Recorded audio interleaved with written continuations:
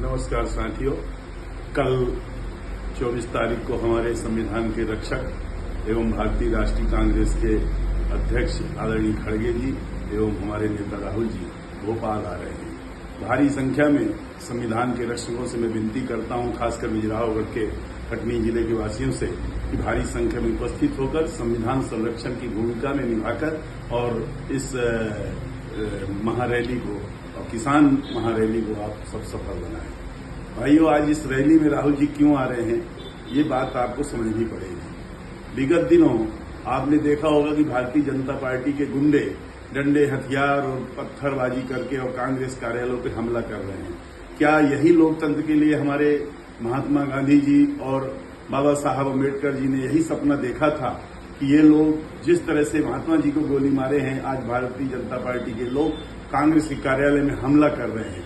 मतलब तो यही हो गया कि हमारे लोकतंत्र को खत्म कर दिया जाए और तलवार और लाठी और दम बंदूक और तोप ला करके और आप अपना सत्ता पे काबिज हो जाइए, तो फिर खत्म करिए भारत को और आप ही राज करिए और जहां जहां हो तो गोली चलवाइए और लोगों को अपना लोकतंत्र को, संविधान को खत्म करिए। इस कारण से राहुल जी आ रहे हैं। ये कारण से राहुल जी आ रहे हैं कि हमारे धार्मिक सनातनियों को किस तरह से रौंदा जा रहा है, किस तरह से उनको बदनाम किया जा रहा है, हमारे सनातनियों को जेल में डाला जा रहा है और जो जेल लायक हैं, जो बलात्कारी हैं, जो भ्रष्टाचारी हैं, राम रहीम हो गए, आपके सेंगर हो गए, कुलदीप सेंगर हो गए, इन सबको आप जमानत दे रहे हो और हमारे शंकराचार्य को आप FIR करवा रहे हो।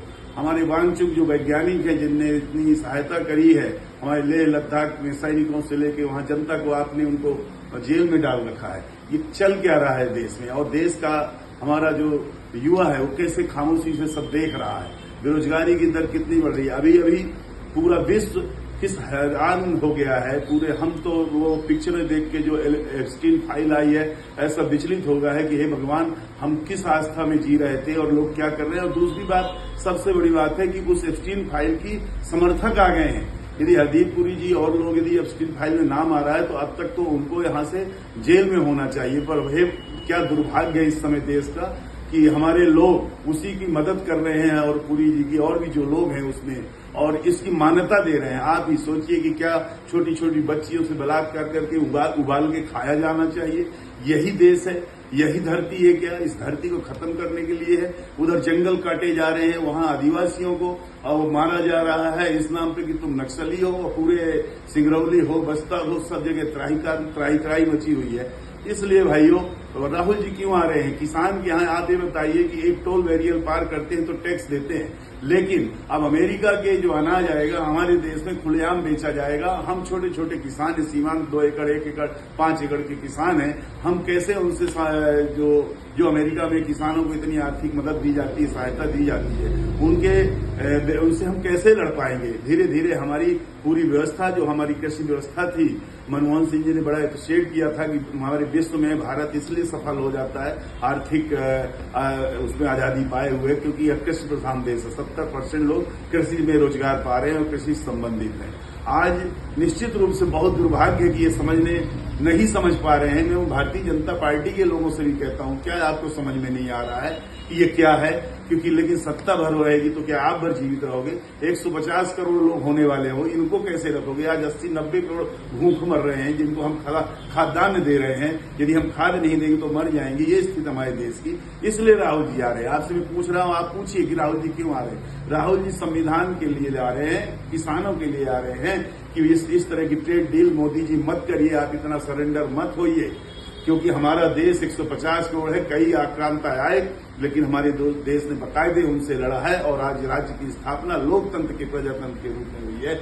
बहुत ज्यादा कहना है, पर मैं बिजरावगढ़ से लोगों से भी कह रहा हूं कि जरूर आइए। हमारे बिजरावगढ़ में भी यही तांडव चल रहा है। छात्र संगठनों को कुचला जा रहा है। कोई संगठन काम कर रहा है तो वहां के सत्ताधारी लोग वहां परेशान कर रहे हैं।